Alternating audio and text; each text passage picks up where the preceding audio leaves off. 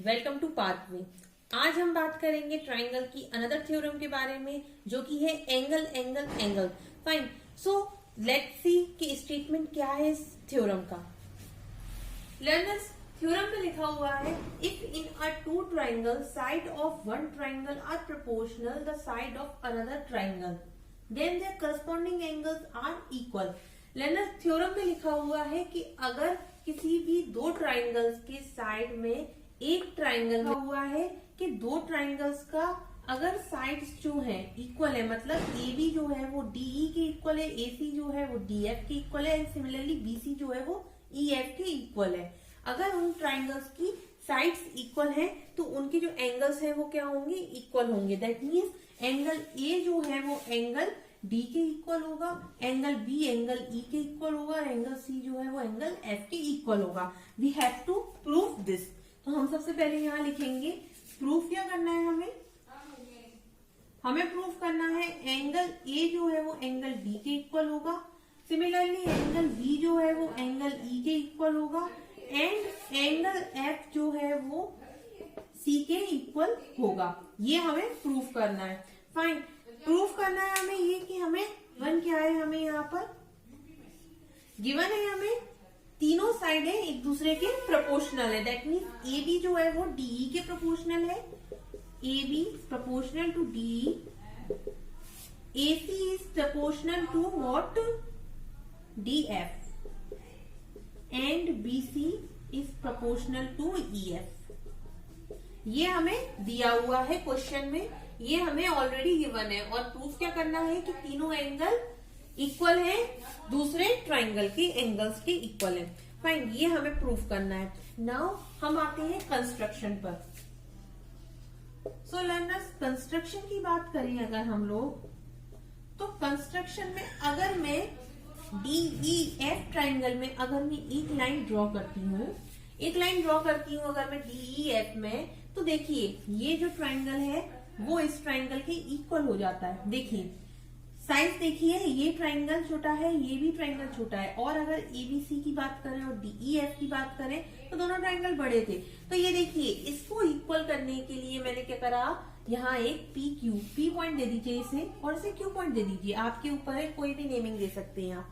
तो मैंने क्या करा, इसे पी दे दिया, इसे क्यू दे दिया। तो इन दोनों को इक्वल करने के लिए मैंने क्या किया, यहाँ एक डीपी क्यू नाम से एक ट्राइंगल बना दिया। फाइन, तो कंस्ट्रक्शन में मैं लिख सकती हूँ अभी कि ए बी जो है वो डीपी के इक्वल है, एंड ए सी जो है वो डी क्यू के इक्वल है, and join what, P Q. Join मैंने किसको करा, पी क्यू क्यू मैंने ज्वाइन कर दिया।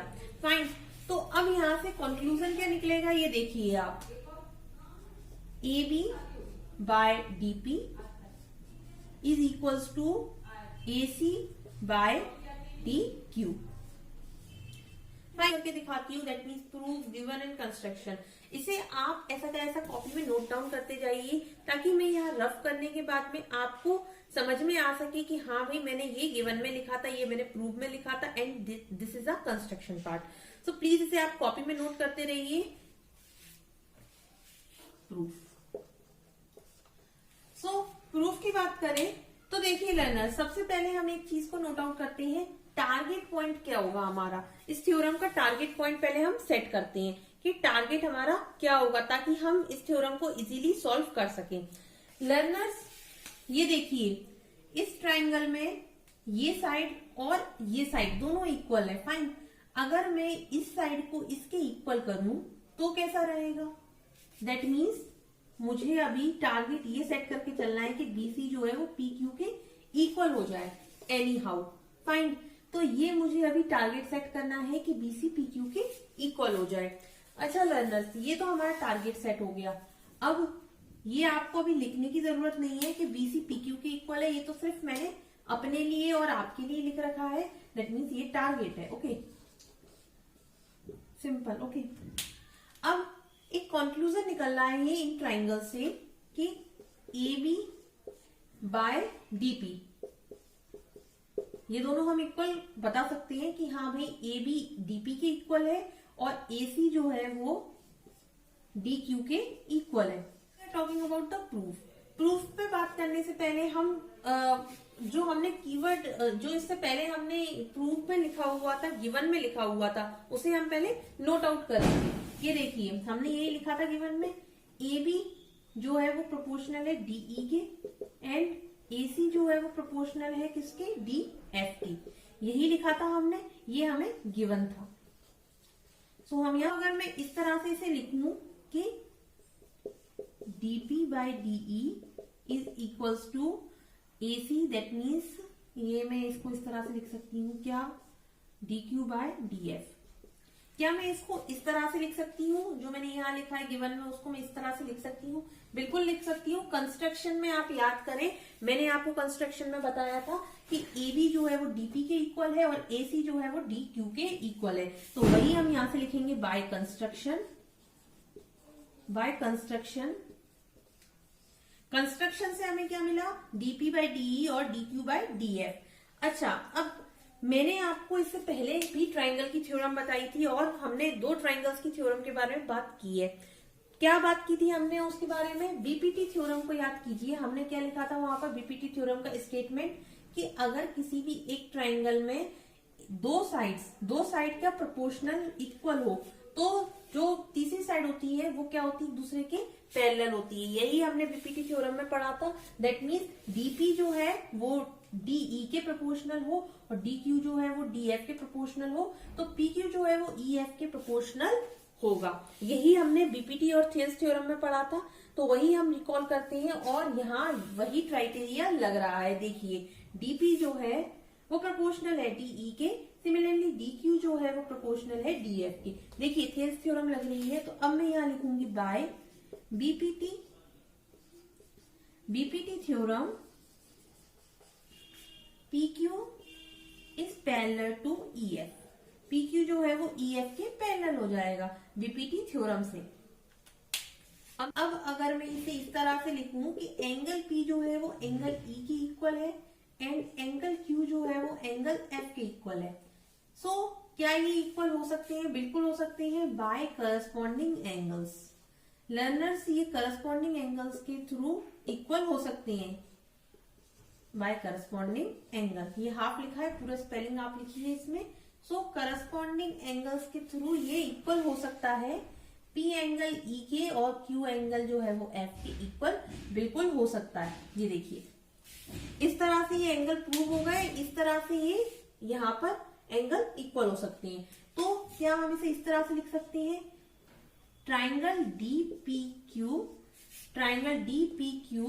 is concurrent to what, DEF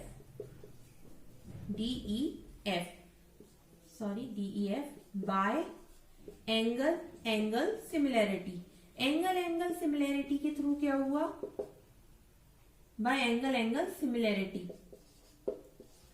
angle similarity के थ्रू क्या हुआ, ये ट्राइंगल जो है वो इस पूरे ट्राइंगल के क्या हुआ, सिमिलर हो गया। फाइन, तो ये तो मैंने प्रूफ कर दिया, ये एंगल इस एंगल के सिमिलर है। फाइन, सो अब ये साइड्स भी सिमिलर होंगी, तो यहां हम लिख सकते हैं डीपी जो है वो डीई के इक्वल हो सकता है और डीक्यू जो है वो डीएफ के इक्वल हो जाएगा।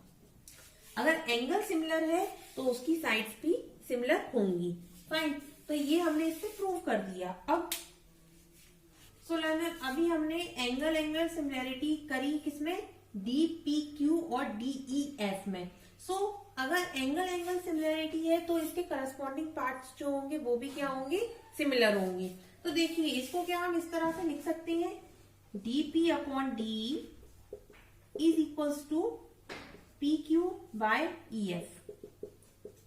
इसको बिल्कुल इस तरह से लिख सकते हैं क्योंकि अभी हमने प्रूव करा एंगल सिमिलैरिटी से क्या हो गया, ये दोनों ट्राइंगल्स इक्वल हो गए, तो इसके करस्पॉन्डिंग पार्ट्स जो होंगे मतलब साइड्स जो होंगी वो भी इक्वल होंगी। ये देखिए मैंने प्रूव कर दिया। अब क्या हम डीपी की जगह पर ए बी लिख सकते हैं, बिल्कुल लिख सकते हैं। हमने कंस्ट्रक्शन में लिखा था कि ए बी जो है वो डीपी के इक्वल है। तो देखिए यहाँ मैं नेक्स्ट स्टेप में लिख रही हूँ A B by D is equals to PQ by EF। यहां लिख देते हैं हम that AB is equals to DP। Fine, अब लर्नर क्या हम इसको इस तरह से लिख सकते हैं, BC by EF is equals to PQ by EF।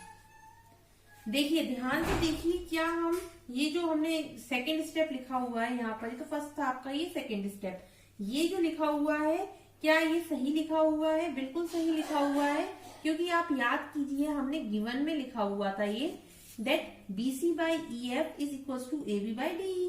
तो इसको हम इस तरह से लिख सकते हैं, देखिए इस तरह से, ये AB by DE is equal to PQ by EF। That means क्या हुआ, इसका मतलब मैं आपको बताती हूँ, हमने गिवन में लिखा था AB DE के इक्वल है, DE के इक्वल है, AC DF के इक्वल बताया था, और BC जो था वो EF के इक्वल बताया था। मैंने कुछ नहीं किया, गिवन से मैंने BC बाय EF उठाया, BC बाय EF जो है वो किसके बराबर था? AB बाय DE के बराबर था। फाइन, तो AB बाय DE और BC बाय EF आपस में बराबर है, तो क्या वो PQ बाय EF के बराबर होंगे? जब BC by EF AB by DE के बराबर हो सकता है, तो BC by EF PQ by EF के भी बिल्कुल बराबर हो सकता है। गिवन में देखिए आप, मैंने वहां बताया था आपको ये, तो ये देखिए मैंने वहां से कंक्लूजन उठाया, और देखिए अब EF बाई EF दोनों सेम है प्रोपोर्शनैलिटी में, तो मैं इसे कैंसिल कर सकती हूँ। तो हेंस मुझे जो रिजल्ट मिल गया वो देखिए, BC equals to what? PQ। और हमने टारगेट सेट किया था हमारे प्रूफ का कि हम BC equals to PQ proof करेंगे। फाइन, बट स्टेटमेंट में हमें ये प्रूफ नहीं करना है, हमें प्रूफ करना है that this triangle equals to this triangle and their angles are equal. हमें ये प्रूफ करना है। कोई बात नहीं, हम एंगल्स भी प्रूफ कर देते हैं नेक्स्ट स्टेप में। आप देखिए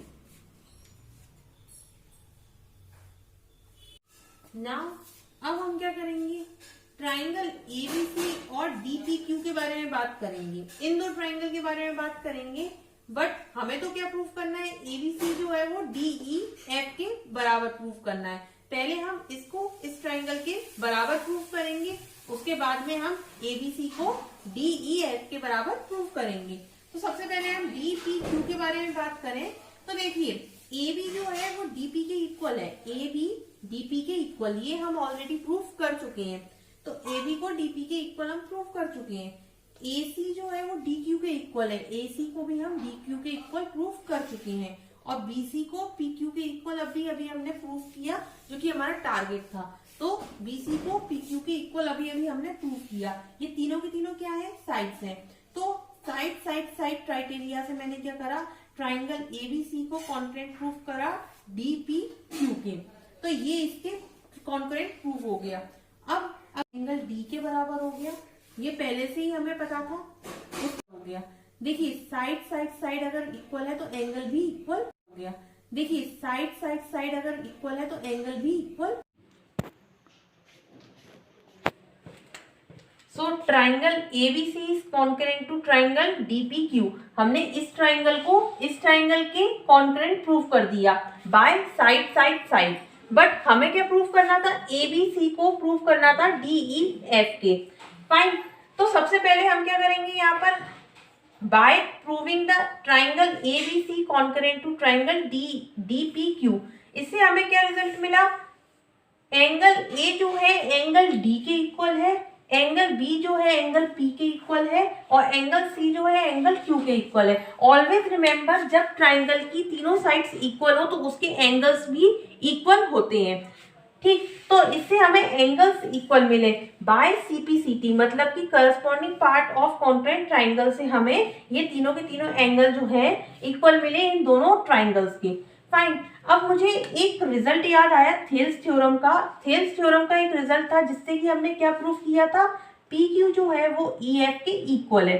फाइन, तो वहां से मैंने ये कॉन्करेंसी निकाली और वहां से हमें ये मिला, एंगल B जो है वो किसके इक्वल है, एंगल P के, और एंगल P जो है वो एंगल E के इक्वल है। ये हमने थियल्स थ्योरम डीपीटी थ्योरम से प्रूफ किया था कि एंगल P जो है वो एंगल E के इक्वल है और एंगल Q जो है वो एंगल F के इक्वल है। और इससे पहले के स्टेप में मैंने आपको बताया था कि एंगल B जो है वो एंगल P और एंगल C जो है एंगल Q के ऑलरेडी इक्वल है। तो इन तीनों को मैंने जब ज्वाइन किया तो मुझे क्या मिला, finally angle A angle D के इक्वल मिला और एंगल B जो है वो एंगल E के इक्वल और एंगल C जो है वो एंगल F के इक्वल मिला। एंड हमें यही प्रूफ करना था कि ये एंगल, ये तीनों साइड और ये तीनों एंगल इन दोनों ट्राइंगल्स के इक्वल होने चाहिए। मतलब कि हमने प्रूफ कर दिया कि ये दोनों ट्राइंगल्स जो है वो सिमिलर है bye angle angle angle criteria. I hope आपको ये लेक्चर अच्छे से समझ में आया हो। अगर आपको इस थ्योरम में कोई भी डाउट है सो प्लीज कमेंट मी, और if you like this video so please subscribe.